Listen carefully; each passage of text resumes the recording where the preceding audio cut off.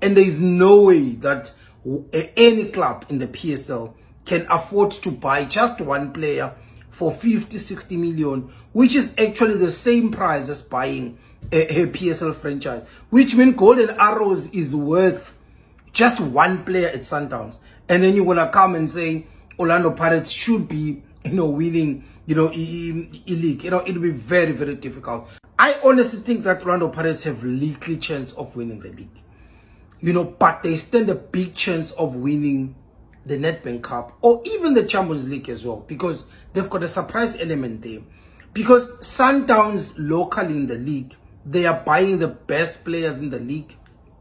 They've got a bottomless budget, to get any of the players that they want in this particular league, and they can literally easily block even, any move that any of these big teams make for any of the particular player if they want to, because all they do is offer double of that.